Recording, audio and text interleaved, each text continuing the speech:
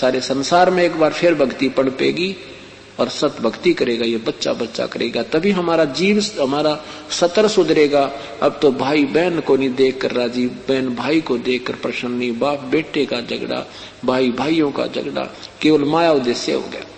और जब हम परमात्मा के चरणों में आएंगे, ये ज्ञान समझ में आएगा, फिर हम लूटेंगे नहीं किसी को, हम लौटाएंगे और फिर हम सुखी हो जाएंगे। हम नहीं किसी की आत्मा दुखाएंगे, क्योंकि हमें ये बात से परिचित हो जाएंगे कि तुमने उस धर्मराज, तुमने उस दरगाह का मैल नहीं देखा और धर्मराज के तिल तिल का लेखा। कि हम जो मन से भी कोई बुरा सोचेंगे तो भी वहां प्रिंट पाओगा अपना। करना तो करने वाला किया हुआ तो मिलेगा, सोचा हुआ भी मिलेगा। तो इसलिए हम तन से मन से अंदर से अपने विकारों को बाहर रख देंगे और हम किसी को दुखी नहीं करेंगे।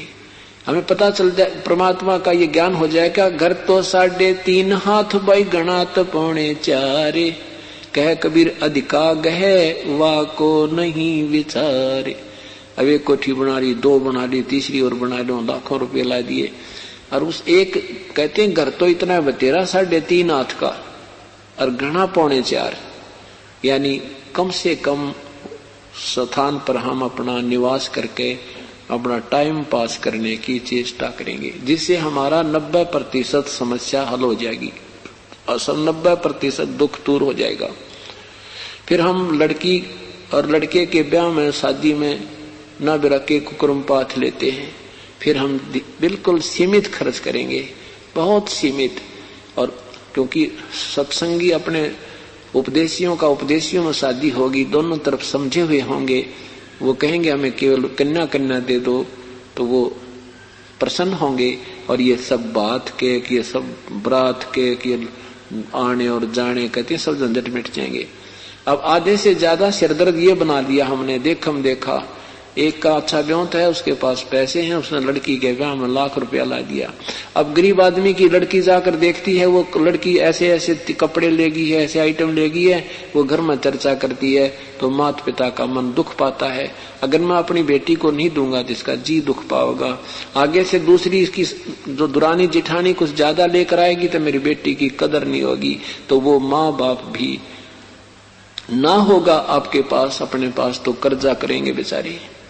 ये महा कष्ट का कारण बन गया, हमारी अशांति का मूल कारण बन गया। अब धीरे धीरे इसको जो समाज के अंदर बुराई घर करगी, ये प्यार से और ज्ञान से दूर हो जाएगी। तो इस प्रकार जब ये कम हो जाएगी तो हम अपने आप सुखी हो जाएंगे। तो कहने का भाव है कि उस समय क्या किया करते कि ऐसे कोई सुबह सुबह संत दिख जाता, ओए होए गदगद हो जाते, हे भगवान आज कौन सा पुण्य उदय हुआ जो सुबह सुबह संत के दर्शन। कबीरा दर्शन संत का साहब आवे याद, लेखे में वो है समय बाकी का समय बाद।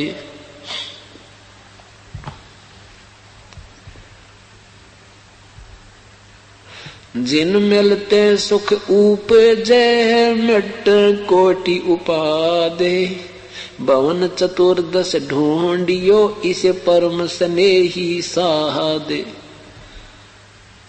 उस तत्वदर्शी संत, पूर्ण संत से कहते जिन मिलते हैं सुख उपजे और मिटते कोटि उपादे। अब जैसे आप यहाँ आए हो सत्संग में, सत्संग सुन रहे हो, 2 दिन 4 दिन, जैसा जिसका सौभाग्य होगा, सुअवसर प्राप्त होगा। यहाँ आने के बाद आप आम संसार में जो जितने भी मन में खरपतवार थे, यहाँ आने के बाद शांत हो जाते हैं। ये कोटि उपाद यानी ये बकवाद मन से समाप्त होने लग जाती है और आनंदित होते हैं। तो ऐसे कहते साधु दर्शन राम का, मुख पर बसे सुहागे, दर्श उन्हीं को होत हैं जिनके पूर्ण भागे।